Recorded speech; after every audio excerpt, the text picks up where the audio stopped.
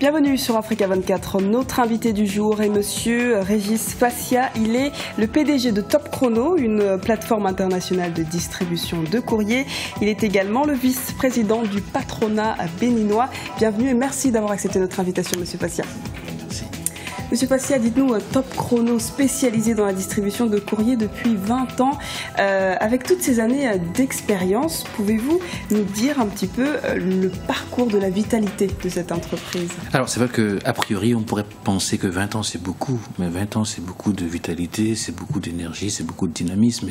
Et comme je le dis souvent, c'est parce que nous avons eu la chance de mettre en place un produit et un projet qui, à cette époque-là, correspondait à une demande. Et puis, on a essayé d'intégrer ce que j'appelle les process, les procédures, de façon à ce que nous fassions vraiment de cette activité un vrai métier. Et ça nous a valu, effectivement, d'être présents au Bénin et aujourd'hui dans plusieurs pays de la sous-région. Et avec l'arrivée des nouvelles technologies, comment vous avez intégré cet outil au sein de Top Chrono? Mais vous savez, les nouvelles technologies ont été pour nous une véritable opportunité. Et je pense d'ailleurs que notre expansion est aussi due à ces nouvelles technologies parce que, quel que soit ce qui existe comme technologie, il y a une chose qu'on ne peut jamais faire via, je dirais, les ondes, c'est tout ce qui est physique, et la distribution sera toujours physique. Eh bien, on a su concilier la technologie avec l'activité physique de façon à ce que les clients puissent se reconnaître et continuer à nous faire confiance.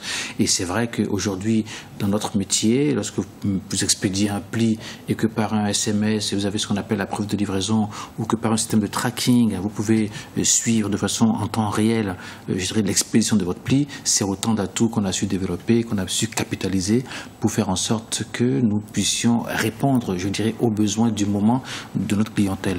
Et Top Chrono s'est imposé et perdure notamment de ces 2 dernières décennies. Finalement, quelles sont les clés de ce succès?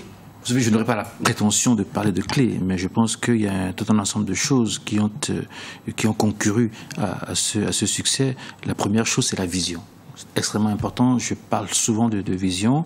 La deuxième chose. Comment vous la définissez, cette vision? Vous savez, pour moi, la vision, c'est quoi? C'est de comprendre que nous avons un métier et que nous avons, je dirais, une activité et il faut la faire avec la plus grande passion. Et je dis souvent à mes collègues de travail, surtout, ne nous laissons pas tirer vers le bas de quelque façon que ce soit.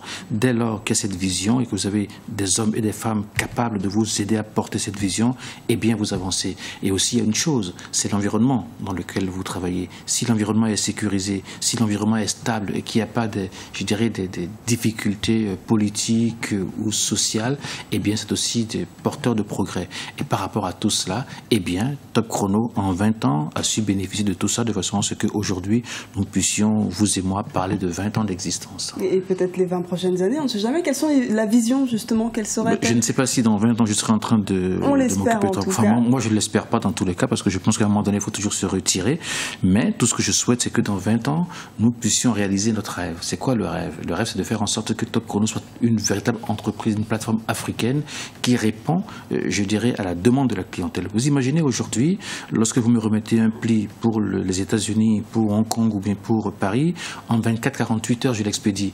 Mais dans le même temps, lorsque vous me remettez un pli pour Dakar, ça peut mettre 1 semaine ou 10 jours. Mais qu'est-ce qu'il faut faire pour accélérer un petit peu ce processus au sein même du continent? Il faut qu'il y ait une volonté politique. Il faut que nous puissions développer le Sud-Sud. Vous savez, lorsque on n'a pas intégré nos marchés comme étant des marchés, je dirais, régionaux, on n'a pas réglé le problème.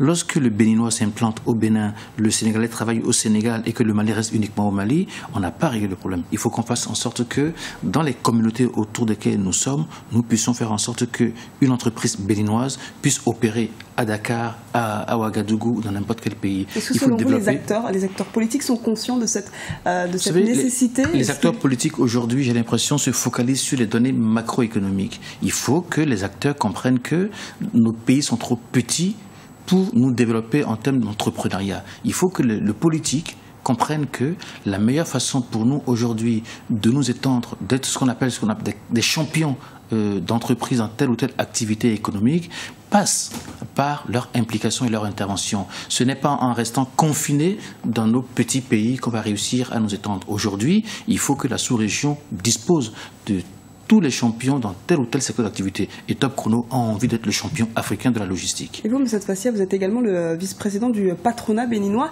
Le gouvernement du Bénin souhaite améliorer le climat des affaires et relancer les investissements. Comment les choses se concrétisent sur le terrain au niveau du partenariat public-privé? Mais vous savez, le dernier rapport Doing Business a bien révélé que le Bénin a fait de gros progrès. On s'en félicite. Bien sûr, on s'en félicite. Il y a quelques années encore, c'était difficile. Et en dehors de ça, il y a tout un ensemble de process qui ont été mis en place pour faciliter la création d'entreprises.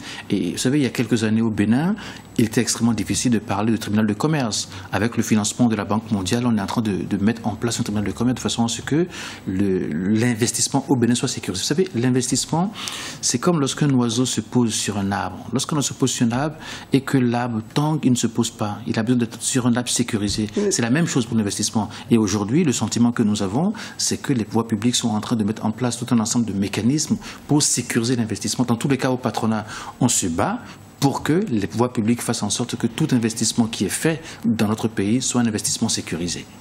Mais toujours à propos du Doing Business que vous venez de citer, donc le Bénin est actuellement à la 151e dans tous les cas, peu importe sur 189, le disons, il a progressé. Oui, il a progressé, il a quand même progressé de 15 points, ce qui est une performance extraordinaire. Même 16 places comparativement à 2014, mais il a perdu des points concernant notamment l'obtention de prêts, le paiement de taxes et impôts.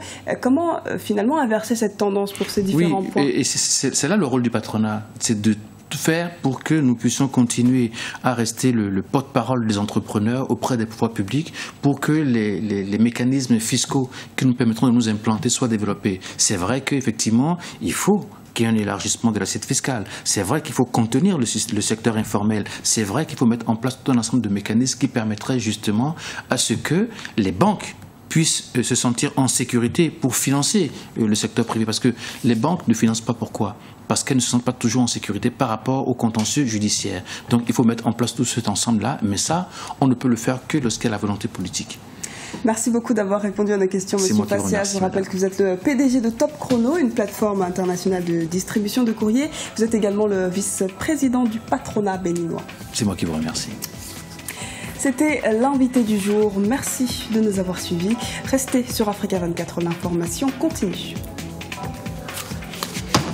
Merci.